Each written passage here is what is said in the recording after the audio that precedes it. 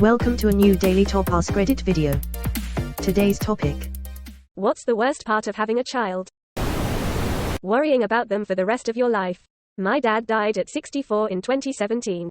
Grandma is still around and she's 96 now. Every time I see her she starts crying and tells me stories about him as a child. Breaks my heart that she still is in pain from it. Outliving your children must be horrible no matter how old you are. I know somebody in their 90s, still alert, whose daughter died in their late 60s from Alzheimer's. I couldn't fucking imagine having to take care of a sick child when you are also sick. For me that has been the most challenging part so far. Crawling on hands and knees to turn on Paw Patrol and knock over a box of Cheerios before you blast. From both ends yet again. Norovirus. You are a filthy disgusting ailment sent straight from hell. That was me last week. I had forgot how bad a proper stomach virus is. By far, the worst thing I've had in 10 years. Having to deal with the total lack of self-preservation. They are creative and come up with all kinds of ways to try and kill themselves. Keeping ahead of the game is exhausting. My son is 3. He has this globe with name tabs that go into the continents.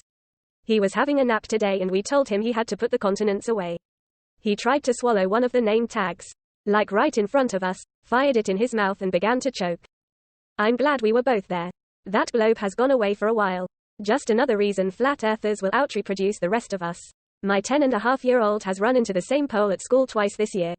Even her teachers are questioning her since she's been at this school since first grade and knows there's a pole there. So far just a bump on the head and busted lip.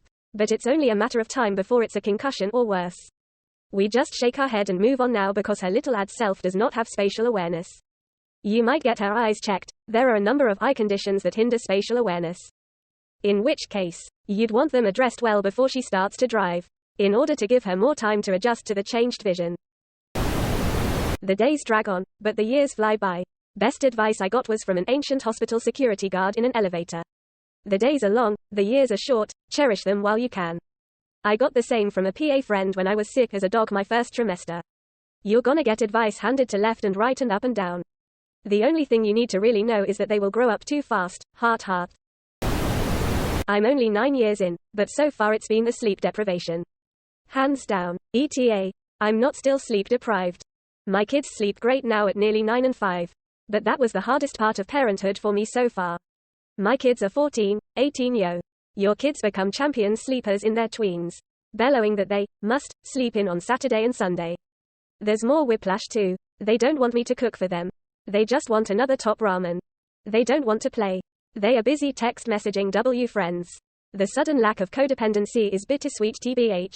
Knee-deep in dependency. 2 and 4. It's weird to think about how sad it will be when it stops despite being desperate for them to be independent. I'm 3 weeks in. This doesn't get better. Not if you keep having more every 1 to 2 years. It does get better. I've a 3 and 6-year-old who do sleep, but you're still knackered every day. It isn't the physical deprivation that gets me, it's the lack of a mental break.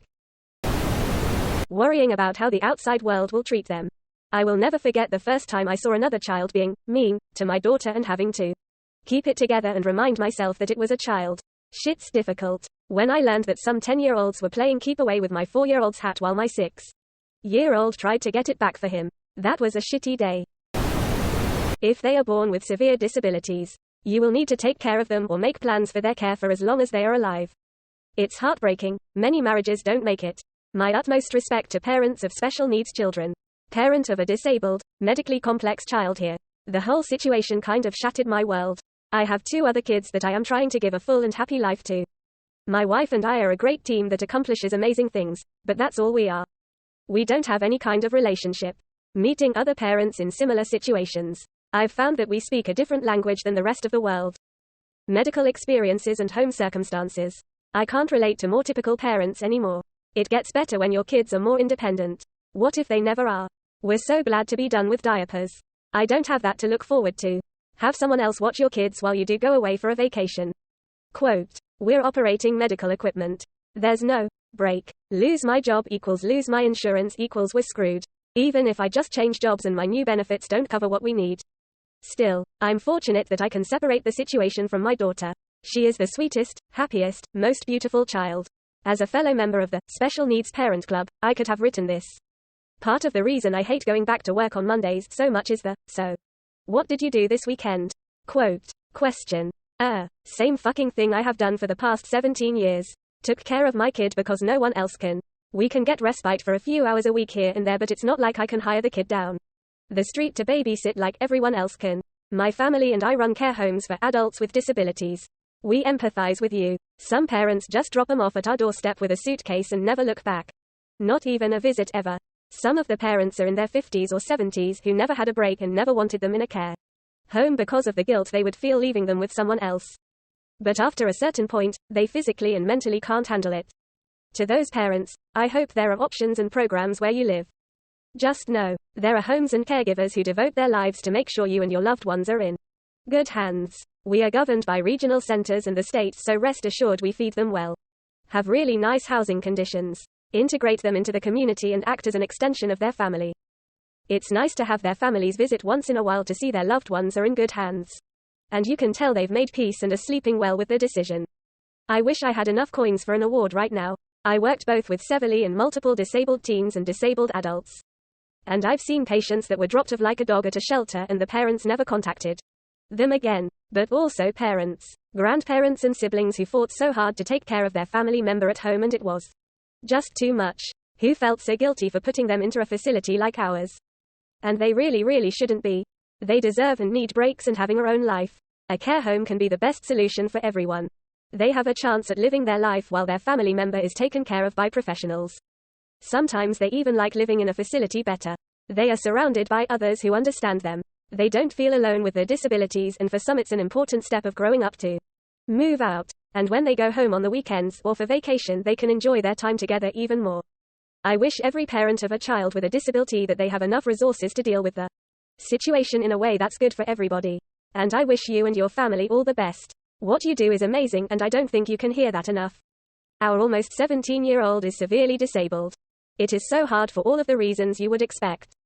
We have grown very close to his neurologist, and in the first year or so she pulled us aside and said that although there will be times that his needs have to be the priority, in every other moment we need to make our marriage the priority. Situations like ours rip apart a weak marriage but can cement a strong one. As hard as it has been, I don't think I could have made it through without him by my side. Thank you for sharing. I don't hear this perspective very much and it gives me some hope. My sister has Down syndrome and my mom had to raise us both as a single parent, and I know it was so hard for her. And it still is. It's a lifelong thing, and that's really hard to deal with. My sister still has to live with and be taken care of by my mom even as an adult. I tell my mom is beyond burned out. So it's honestly a really awful situation and really bad for my sister. At first they're little and cute. And it's new, so you want to do your best. But then they get older and you get more worn out after dealing with it for so long. And it's not as cute or fun giving a bath to your 21-year-old as it is to your 6-year-old. Nobody seems to care about adults with disabilities as much. But someone has to still take care of them. I see these Facebook reels and TikToks of parents of toddlers and babies with Downs. Parents are all like, I was worried about having a kid with Downs. But it's been so great. And people in the comments are all, thanks for choosing life. Quote, yeah, a young child with Downs is not the thing that scares the shit out of potential parents. It's aging and having an adult child that is eternally dependent on you. It's the possibility of dying and leaving them to live in a group home or institution. It's also the very real possibility that you outlive them. Everyone loves a cute baby or kid, it gets real when they're adults. But God forbid you as a sibling say anything even slightly negative about them. Then you're the hellspawn and the one causing problems. Yes, it's not their fault, but it's not like us, the siblings, asked for this either. I have already accepted that my life will be inevitably be tied to my brother's. Unless I just abandon him, which of course I cannot do due to my own morals. Even putting him into a home, I'll have to be the one that takes him to doctor's appointments. Takes him home every now and then. Pays for his food, etc. etc. Once our mom is gone, I will never have the freedom most people do. I cannot even kill myself because then who will take care of my brother? Not really considering suicide right now. But regardless of that, the fact is most people don't have dependents without choosing to, unlike we do. The other day, I saw a guy scolding his young daughter for walking away from him in the parking lot while she kept apologizing to him. At first, I thought he was being a controlling asshole because she only walked a few feet away from him, but then I noticed he was carrying something. Turns out she was blind and he was trying to find her cane when she started walking away. He wasn't angry, he just had a panic attack because she wasn't by the car. I don't know why, but that brief moment of fear he showed really stuck with me. I don't think I could handle that much stress.